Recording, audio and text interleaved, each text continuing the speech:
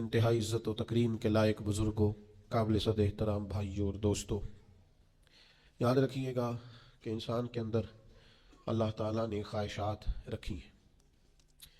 اس کا دل، اس کا نفس، اس کی طبیعت خواہش کرتی ہے۔ بھوک کی خواہش، کھانے کی خواہش، پینے کی خواہش، اچھے لباس کی، اچھی خوراک کی، پھر اس کے بعد وسیع گھر کی خواہش، گاڑیوں کا شوق، نسل نو کے اندر موبائل اچھا رکھنے کا خیال، یہ خواہشات انسان کی طبیعت میں پیدا ہوتی ہے۔ لیکن کوئی بھی چیز ایسی جس کی انسان طلب ذرا زیادہ پیدا کر لے، وہ بعض اوقات انسان کے لیے نقصان کا باعث ہو جاتی ہے۔ خواہشات نفس ثانیہ جائز حد تک ہوں تو ان کو پورا کرنے میں حرج نہیں ہے، لیکن بعض اوقات رزق حلال بھی ہو، آپ کا اپنا بھی ہو، محنت کا کمایا ہوا ہو، تو پھر بھی اسے معتدل ہی کھانا چاہیے۔ بہت زیادہ کھا لینے سے انسان کی طبیعت خراب ہو جاتی ہے، اس میں بگاڑ پیدا ہوتا ہے۔ اب کوئی شخص کہے کہ میرا اپنا پیسہ ہے اور میری خواہش ہے کہ میں اچھا کھانا چاہتا ہوں، تو کھائے، لیکن ڈاکٹر کہتے ہیں حکمت کا تقاضا ہے اور سنت اور شریعت کا سبق بھی یہ ہے کہ اگر بھوک رکھ کے کھائے گا تو طبیعت ٹھیک رہے گی، ورنہ بیمار ہو جائے گا۔ تو آپ کی کوئی خواہش اگر جائز بھی ہے تو آپ کو منع نہیں کیا جا رہا، آپ اپنی خواہش کو پورا کریں، لیکن جائز خواہشات بھی اگر ایک حد تک ہوں تو اچھی رہتی ہیں۔ اگر وہ حدود سے تجاوز کرنے لگتی ہیں تو وہ تکلیف کا باعث بننے لگ جاتی ہیں، بندے کو پریشان کرتی ہیں، اور پھر آہستہ آہستہ لوگ خواہش کے نام پر حریص ہونے لگتے، لالچی ہونے۔ مثلا ایک بات ہے، آپ اس کو سمجھیے گا، کسی شخص کا اچھا کھانا کھانے کی خواہش، روز ایک نیا ہوٹل تلاش کرے گا، وہ اس کے منہ کو ذائقہ لگ گیا ہے، آپ دیکھ لیجئے گا، نئے سے نئے کھانے، نئے سے نئے پروگرام، نئی سے نئی جگہوں پہ جانا، دوستوں سے مشاورت کرنا، پیسے ڈال کے کھانے کھاتے ہیں، پھر نکلتے ہیں، پھر دور دراز کے سفر، ختم نہیں ہوگی بات، وقت بھی ضائع ہوگا۔ بہت زیادہ کھانے کھانے سے نفسانی خواہشات بھی بڑھ جاتی ہیں، بیمار ہونے لگتا ہے انسان۔ کسی شخص کو خواہش ہے اچھی گاڑی کی، تو گاڑیاں تو ہر روز نئی سے نئی ماڈل کی آتی رہتی ہیں، تو پھر کیا کرے گا؟ آخر کس حد تک وہ اس خواہش کی تکمیل کرے گا؟ یہاں تو روز ایک نئی گاڑی آ رہی، نتیجہ کیا ہے؟ اسی میں زندگی لگا دے گا۔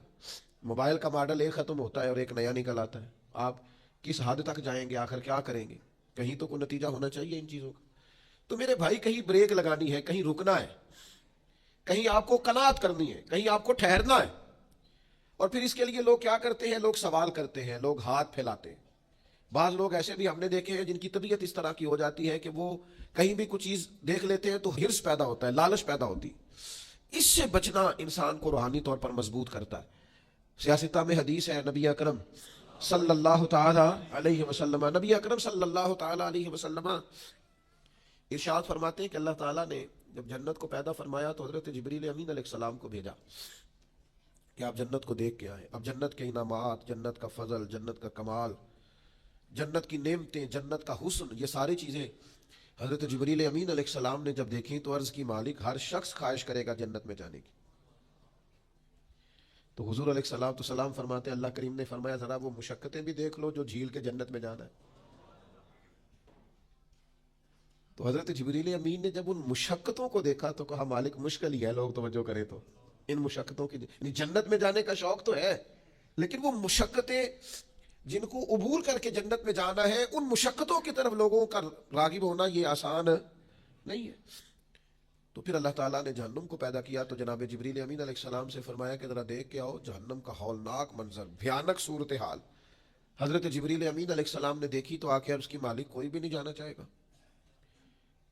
کبھی کوئی پسند نہیں کرے گا دوزخ کی طرف جانا۔ تو فرمایا ذرا ان چیزوں کو بھی دیکھ لو جو جہنم میں لے جائیں گی۔ تو خواہشان نفسانیہ، وہ چیزیں جو دنیا میں بندے کو لذت دیتی ہیں، وہ ساری چیزیں حضرت جبریل امین علیہ السلام نے جب دیکھی، ان چیزوں پر نظر پڑی تو عرض کرنے لگے، مالک یہ تو مشکل ہی ہے کوئی دوزخ سے بچ سکے، اس لیے کہ وہ جتنی نفسانی خواہشات ہیں۔ اچھا، مزہ صرف روٹی کا ہی نہیں، لوگوں کو باتیں کرنے کا بھی مزہ ہے۔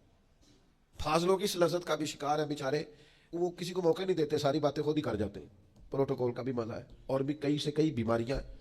حضرت حارث محاسبی رحمۃ اللہ علیہ فرمایا کرتے تھے، دیندار کہلانے والے لوگ نفس کی باریک چالوں کا شکار ہوتے ہیں۔ نیکی، تقوی اور پرہیزگاری کے نام پر دینی تعارف رکھنے کے باوجود تو بھائیوں ہر خواہش پوری نہیں کی جاتی۔ نفس بچے کی طرح ہوتا ہے، آپ ایک بات مانیں گے وہ ایک اور آپ کے سامنے رکھ دے گا۔ کہیں قناعت کرنا ہے۔ اللہ تعالیٰ نے قرآن مجید میں سورۃ البقرہ کے اندر اصحاب صفا کی شان بیان کی، کہا کہ ان لوگوں کا حق ہے کہ تم ان پر خرچ کرو جو اللہ کی راہ میں روک دیے گئے ہیں، وہ محنت نہیں کر سکتے، باہر نہیں نکل سکتے، چل پھر نہیں سکتے۔ فرمایا تم انہیں ان کی صورتوں سے پہچان لو گے، لیکن ان کی شان پتہ کیا ہے؟ لا یسألون الناس الحافا، ضرورت مند ہے وہ، اللہ کا قرآن کہتا ہے، لیکن لا یسألون الناس الحافا، وہ کسی سے لپٹ لپٹ کر سوال نہیں کرتے، وہ سوال نہیں کرتے کسی کے سامنے کہ کہیں گڑ گڑانا نہ پڑے۔ آج کتنا لالچ ہے لوگوں کے دلوں میں، آپ یقین کریں میں نے بڑے اس طرح کے غریب دیکھے ہیں کہ ان کے پاس کروڑوں روپے ہے لیکن بندے غریب ہیں، لاکھوں پڑے ہیں پر غریب ہیں۔ کیوں؟ کہ نفس کی دوڑ ختم نہیں ہو رہی۔ انہیں ایک اور ارب پتی آدمی ہے، وہ سونے نہیں دیتا، اس کی پجارو، اس کی گاڑی، اس کے بنگلے، وہ نیند ہی نہیں آتی۔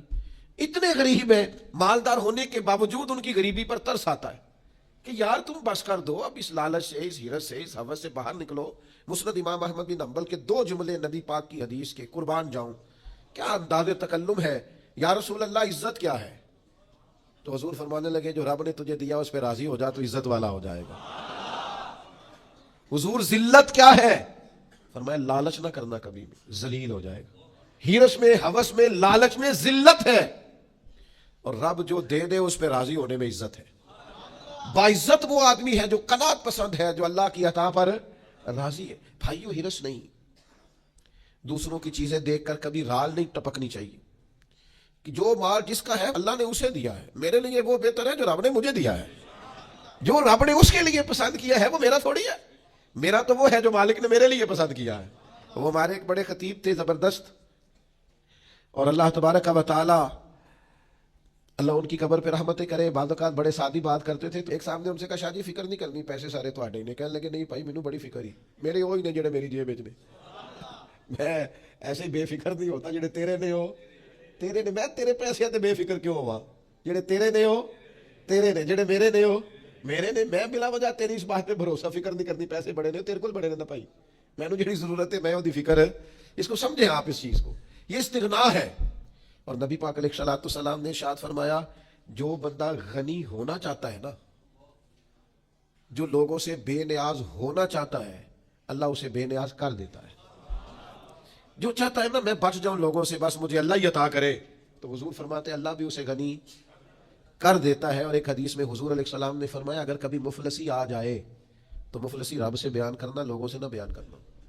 کبھی غریبی آ جائے، مفلسی آ جائے تو اکیلے بیٹھ کے رب کے حضور عرض کرنا، ہر بندے کے سامنے نہ روتے پھرنا، غربت بڑی آ گئی، حالات بڑے خراب ہو گئے، پریشان بڑا ہو گیا، کیا بتاؤں، لٹ گئے اور حالات نے جکڑ لیا، اور جناب کیا بتائیں فلاں دھوکہ دے گیا۔ فرمایا جو مفلسی لوگوں کے سامنے بیان کرے گا اللہ اسے غنی نہیں کرے گا، ترمذی میں موجود ہے۔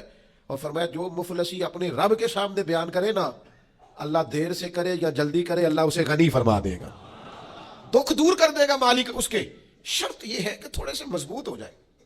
اپنے لفظوں میں بات کروں تو ذرا یار اپنے آپ میں جینا سیکھیں، ذرا تھوڑا سا نا انسان کے پاس جو ہے اس کے اندر وفادار رہے، شاندار رہے۔ سانو تخت ہزارے دی لوڑ کی ہے تے نالے کی لگے شہر ببول دے نال، اسی تے اپنی بال کے سیکنے ہاں، سانو کی لگے کسے اور دے نال۔ یہ ضرورت کیا ہے آپ کو مطلب چکروں میں پڑنے کی، پریشان ہونے کی؟ میں سفر کرتا ہوں نا تو دوست مجھے کہتا ہے بڑی گاڑی لے آئے، میں کہ یار مزاح سے کبھی کبھی آج رائے محبت میں کہتا ہوں آپ کہہ رہے ہیں بڑی گاڑی لے آئیں تو آپ لے آئیں گے پھر لے جائیں گے، تو وہی ٹھیک نہیں جو ہمارے پاس ہے، لے آئیں گے پھر لے جائیں گے، تو ہمیں کیا مصیبت پڑی ہے جی تھوڑی دیر کے لیے اس میں بیٹھے اپنی عادت خراب کریں؟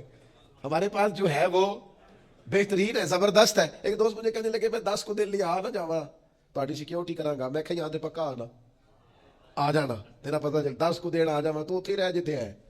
اس کا کیا مطلب ہوا؟ یہاں تو آ جانا سمجھ آ رہی ہے ابھی تو آپ کے پاس جو ہے، جو لطف ہے۔ اب تو یہ ادارہ اللہ کے فضل سے بڑے عرصے میں وسیع ہو جائے گا، مزید برکت ہو جائے گی۔ جو دوست شروع سے ہمیں جانتے ہیں، ہماری مسجد بڑی چھوٹی تھی، تو ایک دفعہ ایک صاحب آگے مجھے کہنے لگے وہ ایک بہت بڑی مسجد ہے آپ کو وہاں نہ لے جائے۔ میں کہ کیوں جی وجہ؟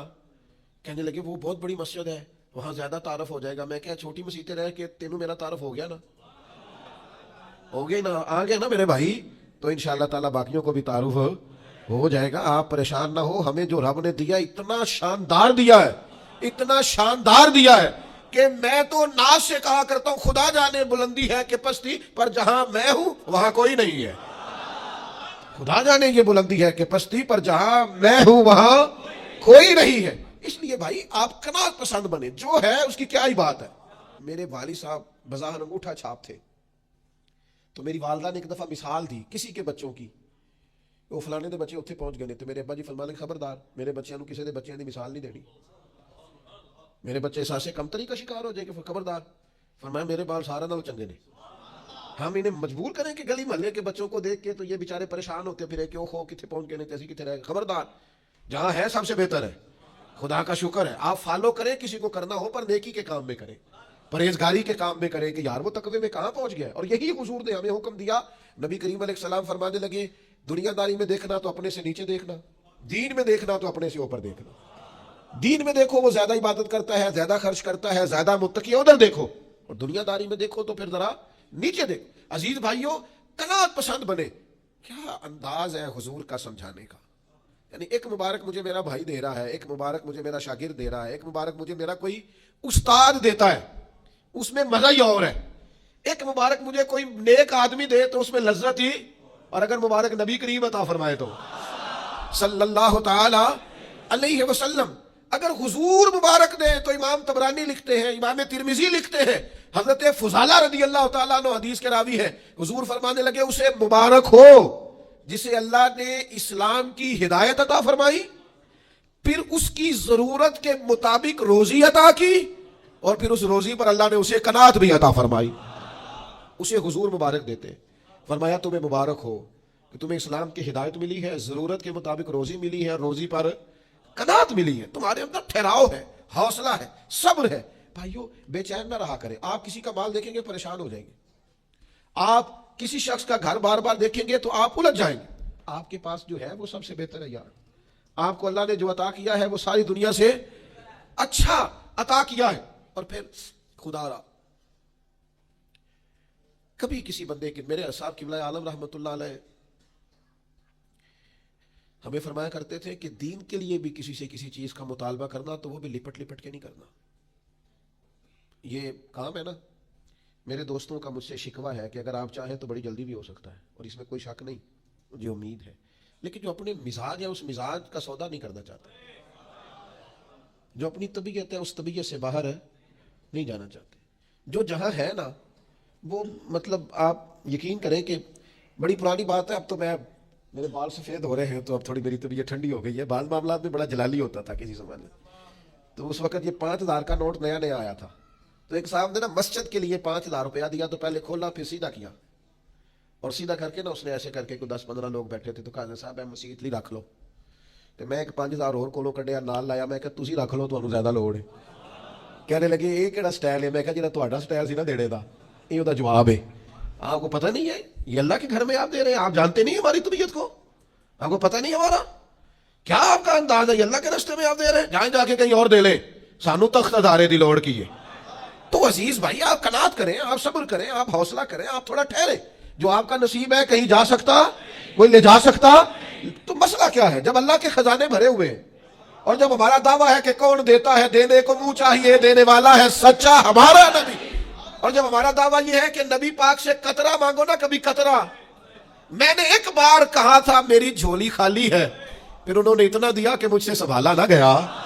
تو پھر آپ یہ کیا مطلب؟ ایک طرف آپ کہتے ہیں میں حضور کا منگتا ہوں، اور دوسری طرف آپ کی لال ٹپکتی ہے کسی کا مال دے کے. اس کا معنی کیا ہوا؟ تھوڑا رکے یار. یہ ان حدیثوں کو نچوڑے نا، اگر آپ ان روایات کا رس نکالے تو پوری زندگی آپ کی میٹھی ٹھنڈی اور خوشبودار ہو جائے. کبھی آپ ان کا خلاصہ اپنی زندگی میں نافذ کریں. اس حدیث کو امام ابو داؤد رحمت اللہ علیہ نے جید اسناد کے ساتھ روایت کیا ہے. امام مسلم کی شرائط پہ حدیث پوری اترتی ہے. حضرت ثوبان بن مالک رضی اللہ تعالیٰ عنہ ارشاد فرماتے ہیں نبی پاک علیہ الصلوۃ والسلام نے فرمایا صرف ایک چیز کی ضمانت مجھے دے دو، میں تمہیں جنت کی ضمانت دیتا ہوں. اچھا ایک حدیث میں 2 چیزوں کی ضمانت بھی ہے کہ تم مجھے 2 جبڑوں کے درمیان اور 2 ٹانگوں کے درمیان یعنی شرمگاہ کی اور زبان کی ضمانت. اس حدیث میں فرمایا جو مجھے ایک چیز کی ضمانت دے گا نا، صرف ایک، لو جی بات ختم ہوئی. زیادہ ہی محبوب نے کمال کر دیا. فرمایا جو ایک چیز کی ضمانت دے میں جنت کی ضمانت دیتا ہوں. یا رسول اللہ وہ کیا؟ فرمایا تم مجھے ضمانت دو کہ کسی دنیا دار سے سوال نہیں کرو گے. دو مجھے ضمانت، کسی مالدار دنیا دار سے سوال نہیں کرو گے. تم مجھے اس کی ضمانت دے دو، میں تمہیں جنت کی ضمانت دیتا ہوں۔ حضرت صوبان ابن مالک رضی اللہ تعالیٰ عنہ فرماتے اللہ کی قسم، اللہ کی قسم دوبارہ زندگی میں کبھی کسی سے سوال نہیں کیا۔ تھوڑا سا نا قناعت پسند ہو، وہ جو تھوڑے تھوڑے مسائل ہمارے نا پرانے بزرگ جو ہوتے تھے نا، پرانے بزرگ، آپ میں سے ڈھیر سارے لوگ، ابھی زیادہ وقت نہیں گزرا، وہ سلوکے پہنتے تھے، بنیان جہاں لوگ آج پہنتے ہیں نا، سلوکے پہنتے تھے۔ میرے دادا جی، ابا جی، نانا جی، میں نے اپنے بزرگوں، اور پھر علاقے میں بھی میں نے بزرگوں کو دیکھا۔ ایک بزرگ کو میں نے دیکھا سلوکے کی جیبیں زیادہ ہوتی تھی، تو ان سے کہا جیبیں زیادہ کیوں ہے؟ کہنے لگے تھوڑی سی زمین ہے، تھوڑی سی آمدن ہوتی ہے، تو میں نا پھر سلوکے میں جیبوں میں تقسیم کر لیتا ہوں کہ یہ اتنی سی رقم اگلے بیج کے لیے رکھ لی ہے، یہ رقم گھر کے خرچے کے لیے رکھ لی ہے، یہ سلوکے کی تیسری جیب میں نے تھوڑی سی رقم غریبوں مسکینوں کے لیے رکھ لی ہے۔ تو ایک اور بڑا میٹھا جا کام کہنے لگے چوتھی رکھیے کدے لئی؟ تیاں تیاڑیاں لئی۔ ہوئے ہوئے اس سادگی پہ کوئی مر ہی جائے کیوں نہ، اے نہ تھی بیٹیوں نے آنا ہے، بہنوں نے آنا ہے۔ اور وہ لوگ جب پیسے نکالتے تھے تھوڑے تھوڑے تو بادشاہ نظر آتے تھے، بادشاہ۔ مالی طور پر زیادہ مضبوط لوگ نہیں ہوتے تھے، لیکن نفسانی خواہشات تھوڑی، دائرہ کار تھوڑا، اور ہرس، ہوس، لالچ، طمع، اس سے مبرہ لوگ، جو اللہ نے دیا اس میں مطمئن، سیلف میڈ۔ آپ، میں کیسے بتاؤں کہ دور ایسا آ گیا ہے، لوگ، آپ ناراض نہ ہو جائیں مجھ سے، تو طریقہ یہ ہے کہ جی میں نے جی لوگوں کے پیسوں پہ کاروبار کرنا ہے، یہ باقاعدہ ٹرینڈ چلتا ہے۔ اس سے پیسے لے لیے، پھر کچھ دن استعمال کیے، جب اس نے مانگے تو اس سے لے کے اس کو دے دیے، پھر اس نے مانگے تو پھر کسی تیسرے سے لے کے دوسرے کو دے دیے، پھر تیسرے نے جب سوال کیا تو اس سے لے کے، یہ ڈھیر سارے لوگوں کو پتہ ہے اس بات کا۔ وہ کیا کر رہے ہیں؟ یہ کاروبار ہو رہا ہے جی، یہ تجارت ہو رہی ہے۔ یہ آپ کیا کر رہے ہیں؟ لوگوں کے پیسوں پہ کمائی کرنی۔ آپ نے کوئی کمائی نہیں کرنی، اللہ نہ کرے آپ رسوا ہو جائیں گے، یہ تکلیف دے گی۔ جس دن یہ بات کھلے گی اس دن آپ کے لیے تکلیف کا باعث ہوگی۔ جب لوگوں کو پتہ چلے گا پھر آپ کا اعتماد خراب ہو جائے گا، پھر آپ کا وہ جو وقار کا اور بھرم کا جو اللہ تعالیٰ نے ایک نظم بنایا وہ ٹوٹ جائے گا۔ ایسا کیوں کریں ہم؟ کیا ضرورت ہے؟ آپ کے پاس جو ہے اس میں مطمئن رہنا شروع کریں، جو ہے اس پر قناعت کریں۔ قناعت میں عزت ہے، قناعت میں بردباری ہے۔ میرے بھائیوں، زیادہ خواہشات ہی نہیں، تھوڑا سا محدود سا دائرہ کار۔ وہ لوگ کتنے پیارے ہوتے تھے، دو جوڑوں میں خوش رہتے تھے۔ وہ کتنے حسین لوگ ہوتے تھے جن کی محدود زندگی تھی، اس کے اندر وہ مطمئن رہتے تھے۔ اب تو میرے بھائی لوگوں سے ڈیسائیڈ ہی نہیں ہوتا، الماری میں کپڑے اتنے لٹکے ہیں کون سا پہننا ہے، جوتے اتنے پڑے ہیں آج کون سا پہنوں، ڈیسائیڈ ہی نہیں ہوتا۔ اور پھر سارا میک اپ کرنے کے بعد بھی مطمئن نہیں ہے کہ میں اچھا لگ رہا ہوں کہ نہیں لگ رہا، اے ٹھیک ہے کہ نہیں، اے ٹھیک ہے کہ نہیں۔ او بھائی تو بالکل ہی ٹھیک نہیں، تیرے کو سامان ہی زیادہ ہے۔ یہ تھوڑا سا اگر کم ہو اور تیرا دائرہ کار ذرا محدود ہو تو تیرے لیے آسان ہو جائے۔ دیکھو نا نبی کریم علیہ الصلوۃ والسلام نے کیا بیان فرمایا۔ حضرت سہل بن سعد رضی اللہ تعالیٰ عنہ حدیث کے راوی ہیں، ارشاد فرماتے ہیں کہ حضرت جبریل امین علیہ السلام حضور کی بارگاہ میں آئے اور آ کے عرض کی کہ اللہ کے رسول صلی اللہ تعالیٰ علیہ وسلم، میں عرض کروں آپ کی خدمت میں کہ مومن کی عزت کیا ہے؟ تو حضور نے فرمایا جبریل بتائیے۔ تو عرض کرنے لگے یا رسول اللہ، مومن کی عظمت تہجد پڑھنے میں ہے اور اس کی عزت لوگوں سے بے نیاز ہو جانے میں ہے۔ لوگوں کے مال پر کبھی بھی توجہ، یہ اس کی عزت ہے۔ اور اگر ساتھ عظمت بھی چاہتا ہے، پھر جب دنیا سوئی ہو تو اپنے رب کے حضور تہجد کے لیے کھڑا ہو جائے، پھر عزت بھی ہو گئی اور ساتھ عظمت بھی نصیب ہو گئی۔ مانا کیا ہے؟ مانا کیا؟ لوگوں کی طرف جھکاؤ کی بجائے اپنا جھکاؤ اللہ کی جانب کرے، لوگوں کی طرف دیکھنے کی بجائے اپنی توجہ اپنے مالک کی طرف کرے۔ جب ہم چھوٹے ہوتے تھے تو کچھ لوگ نا کہانیوں میں زندہ رہتے تھے، بڑے بڑے کہانیاں سنایا کرتے تھے، اور کہانیوں میں ایک کہانی کا مرکزی نقطہ یہ ہوتا تھا کہ خزانہ مل گیا فلانے کو، تو یہ خزانہ بڑی نعمت تھا۔ پھر وہ کہانیاں بچوں کے خواب بھی بن گئی۔ وہ بعد ایسے بھی تھے نادان جو محنت کرنے کی بجائے کسی خزانے کے چکر میں پڑ گئے کہ کہیں سے کوئی خزانہ ہی ہاتھ لگ جائے، میں سویرے اٹھوں اور جناب میرے نہ بس تکیے کے نیچے نہ خزانہ ہی خزانہ ہو، میں بس جا رہا ہوں تو میری گاڑی سے کوئی چیز ٹکرائے اور میں اتروں تو خزانہ ہی خزانہ ہو۔ وہ چونکہ کہانیوں میں خزانہ تھا، باتوں میں تھا، تو وہ باتیں خیال بن کے طبیعتوں پہ جم گئی۔ تو خزانہ تلاش کرتے ہیں لوگ، خزانہ ڈھونڈتے ہیں لوگ، خزانے کی طلب کرتے ہیں، چاہتے ہیں خزانہ ہاتھ آ جائے۔ اور خزانے کی جو عرف عام میں تشریح ہے وہ یہ ہے کہ اب خزانہ ہاتھ آ گیا، اب بھائی ختم ہو گئی بات، اب کوئی ضرورت ہی نہیں بچی۔ اور لوگ بطور تنقید بھی ایک بات کرتے، پتہ نہیں اس کے ہاتھ کون سا خزانہ آ گیا ہے۔ تو خزانہ یہ ہے کہ اب ختم ہو گئی، اب یہ سب سے امیر شخص ہے، تو بھائی خزانہ ہی نہ بتا دیں آج آپ کو خزانہ کیا ہے۔ اور خزانہ سارے ہی پا سکتے ہیں تھوڑی جدوجہد کریں تو، خزانے کے قریب جا سکتے ہیں۔ امام بہقی نے، حافظ منذری نے حدیث نقل کی ہے، حدیث کے راوی حضرت جابر ابن عبداللہ رضی اللہ تعالیٰ عنہ ہے۔ حضرت جابر ابن عبداللہ رضی اللہ تعالیٰ عنہ فرماتے ہیں نبی کریم علیہ السلام نے فرمایا قناعت ایک ایسا خزانہ ہے جو کبھی ختم ہی نہیں ہوگا، ہمیشہ تمہارے پاس ہی رہے گا۔ اتنا بڑا خزانہ ہے قناعت، جو تمہارے پاس ہے اس پہ راضی ہو جاؤ، یہ وہ خزانہ ہے حضور فرماتے ہیں کبھی ختم ہوگا ہی نہیں۔ تمہارے پاس ہمیشہ فراوانی رہے گی، وسعت رہے گی، تمہارے پاس بہت کچھ رہے گا، شرط یہ ہے کہ تم قناعت اختیار کرو۔ جوانوں سے اور خواتین سے بالخصوص یہ گزارش ہے کہ زندگی کو نہ قناعت والا بنائے۔ آپ اس چکر سے نکل آئیں کہ فلاں کے پاس یہ آ گیا، فلانا دے کے کہاں پہنچ گیا، یہ نفس کی دوڑ ہے، یہ کبھی ختم سہ سہ نفل نمازاں پڑھیاں، ظالم نفس نہیں مردہ تے بانج فقیروں کسے نہیں ماریا، اے ہوئی چور اندر دا۔ آپ مجھ سے ناراض نہ ہو، ہمارے اساں فرمایا کرتے تھے کہ میری طرح کے، یعنی میری طرح کے لوگ جو بظاہر پگڑیوں میں، جبوں میں اور دینی لباس میں نظر آتے ہیں، فرماتے ہیں ان کے لیے بھی بڑا ضروری ہے کہ ان کا باطن قناعت پسند ہو۔ اگر کہیں باطن کے اندر ہرس ہے، ہوس ہے، لالچ ہے، تو جتنا مرضی بڑا جبہ پہنا ہوا ہو، جتنی مرضی اونچی کرسی پہ بیٹھا ہوا ہو، نتیجہ کچھ نکلنے والا نہیں ہے۔ دینی معاملات کو لے کر بھی لوگ دنیا چاہتے ہیں کوئی وظیفہ بتائیں رزق میں برکت کا، اور میں نے کہا تو رب کی رضا کا وظیفہ کیوں نہیں پوچھتا؟ کوئی وظیفہ بتائیں قرض اترنے کا، پوچھ یہ بھی، پر تو اللہ کی رحمت حاصل کرنے کا وظیفہ کیوں نہیں پوچھتا؟ اپنی طبیعت کے اندر اس بات کو جاگزی کریں کہ ہم نے قناعت پیدا کرنی ہے، ہم نے قناعت پسند رہنا ہے۔ اور پھر حضرت شفیق بلخی رحمۃ اللہ تعالیٰ علیہ سے ایک شخص نے آ کے کہا تھا، حضور میں بے چین بڑا رہتا ہوں، بے قراری بڑی ہے، اضطراب بڑا ہے، دل بڑا پریشان رہتا ہے۔ حضرت شفیق بلخی رحمۃ اللہ علیہ فرمانے لگے، ایک چیز ہے جو بندے کو راحت میں مبتلا کرتی ہے، اس کے وجود کو ٹھنڈا کر دیتی ہے، وہ کیا ہے؟ کہا وہ قناعت ہے۔ لالچ چھوڑ دے تھوڑا سا نا۔ میں کیسے آپ کی خدمت میں عرض کروں کہ بعض لوگ اس لالچ کی وجہ سے اپنے بچوں کو وقت نہیں دے پاتے، اپنے بیمار ماں باپ کو ٹائم نہیں دے پاتے، اس لالچ اور ہرس اور ہوس کی وجہ سے ڈھیر ساری دشمنیاں مول لے لیتے، اور جب یہ لالچ اور ہرس ہوس بڑھ جاتا ہے پھر لوگ کسی شخص سے ڈیلنگ نہیں کرتے، وہ پیسوں سے ڈیل کرتے ہیں۔ وہ دیکھتے ہیں میں فلاں آدمی سے کیسے نفع اٹھا سکتا ہوں۔ مومن کی جو ایک خوبصورت روحانی، مانوی اور حسین زندگی ہوتی ہے، وہ اس زندگی کا لطف نہیں پا پاتے۔ کیوں؟ اس لیے کہ ہر چیز کو پیسوں میں تولتے ہیں، ہر چیز کو شہرت میں تولتے ہیں، ہر چیز کو خود پسندی میں، تعریف میں تولتے ہیں۔ تو کریں، محنت کریں، جد و جہد کریں، آگے بڑھیں، لیکن قناعت والی زندگی اختیار کریں، ہرس ہوس لالچ سے بچیں۔ اللہ سمجھنے کی توفیق دے۔